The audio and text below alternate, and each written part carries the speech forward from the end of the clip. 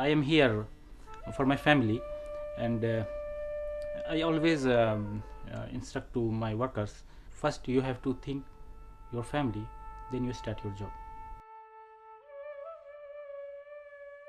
When I finish my work, then I talk to my wife. Always when I call to her, she asking, are you okay?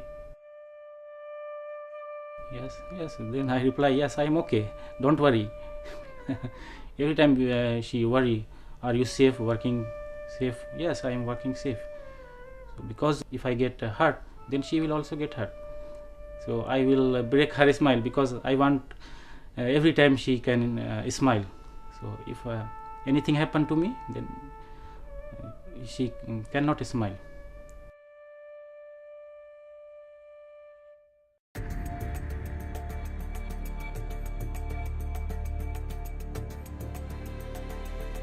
Incident injury free is really it's a mental state of belief. It's the values in which we work towards safety to ensure that everyone goes home safe every single day.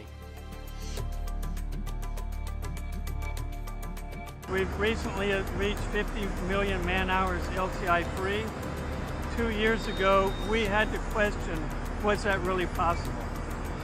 We made that commitment to ourselves, not really sure how would we get there, but we have. And now for me, it's that firm belief that we can do it, and it's getting all of the workers to believe I can do it too. I can work today without being hurt.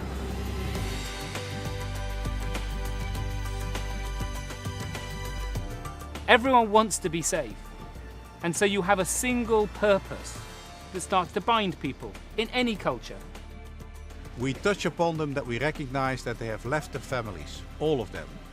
And we touch upon them that it's for us success if they go home safe. I feel personally accountable for the welfare of the 52,000 people.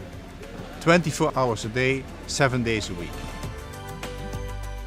We have to train them to work as safety officers for themselves and for the people working around them, to ensure they are working in safe conditions. And what it means is when they're on site, they will be willing to intervene if they think something's unsafe. Yeah, they will feel that we've given them that responsibility and accountability to make sure that what they do is safe every day. So Safety Day, I think it's two things. One, it's a celebration of what we've achieved so far. And I think it's an acknowledgement, saying it's an acknowledgement of all the effort people put in. People are starting work at 5 o'clock. It's hot, you know? It's very hot. They work long days, and it's acknowledging, that they are taking the effort to be safe.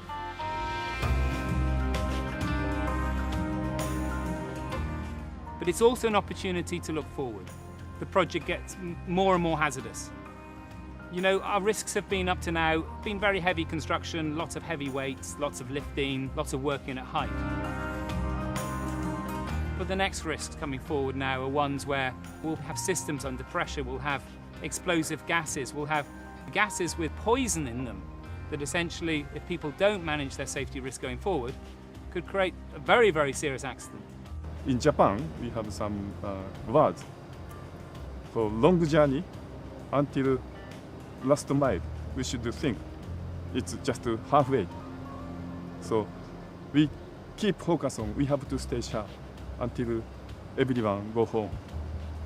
You need to keep on refreshing it.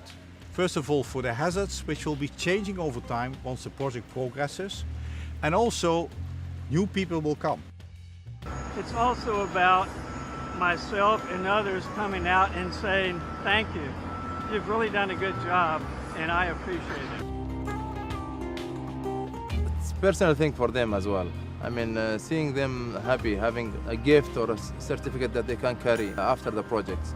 Hopefully this will be like part of their history, and also talking to their children later on when they leave this project, which is very good.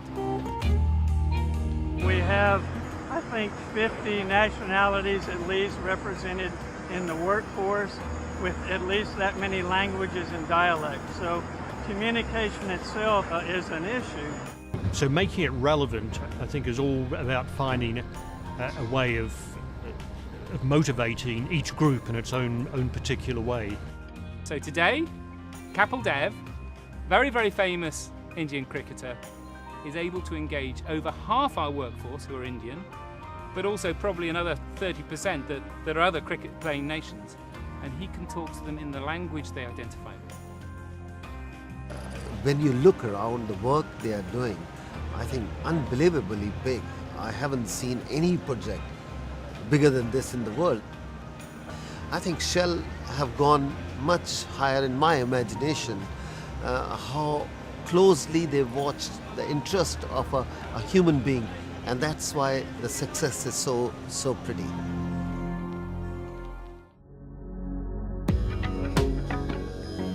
The whole concept of worker welfare was about caring for people and looking after people. It came down to creating a living environment where people feel valued, they feel respected. This is what people would generally call a contractor camp. We call it the Pearl Village. We have a mayor, it's a community. I said, good evening, everybody. I've been here for over 2.5 years, and I've seen Pearl Village grow from a community of 2,000 to an upwards of 50,000 where we stand now.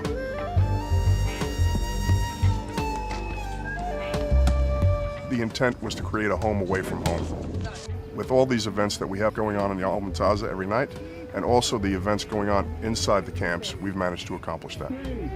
3, 2, 1. We can't tell people we care about you 10 hours a day and then send them home, put them in a cheap bed with no food.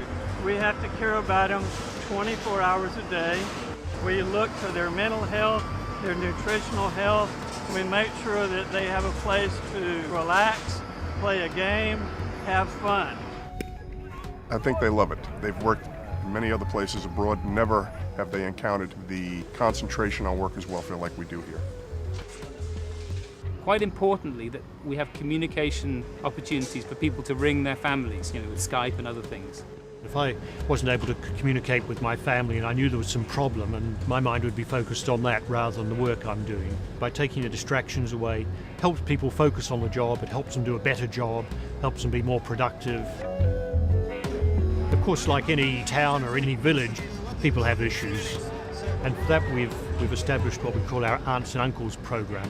So these are volunteers from within the contractors. They're not paid any extra, they do it just because they want to do it. And they're there really to listen to people. And often just by talking it through, people resolve a lot of the issues that are making them uptight.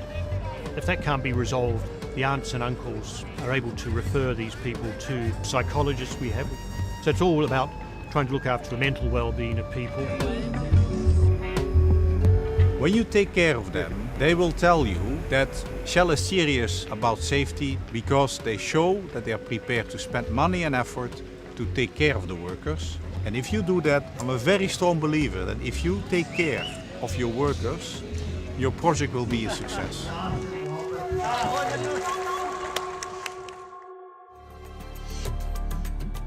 You can measure the success of IIF in 2 ways. So you can do it with hard figures. If you look at those hard statistics, we are best in class and we're getting better every month. We've got to 50 million hours without a lost time accident. That's a record for Shell in 100 years of history in any project that Shell's ever engaged on. I think the second thing I measure it is just the attitude of the people. And when you actually engage individually with a worker, do you see an expression of their commitment to safety? And I think what we've done on Pearl is we've created a culture where people believe now they can be safe. They believe that we don't need any accidents whatsoever. And I think that really makes us feel that we're getting to the place we really wanted to get to have an instant injury-free project. So when you manage safety very strongly, you will manage quality strongly, and you will get the best progress that you can get out of your resources. And I've seen that here. You just feel pride. We have a great leadership team on Pearl GTL, yeah? And, I'm really, really lucky with the people I have working with me. When you see in the faces, you see the energy, You see the commitment, you see the passion, you see the delivery, you see what we're building. It's the largest construction site in the oil and gas industry. You just have to pinch yourself and say, I'm just enormously proud to be part of this.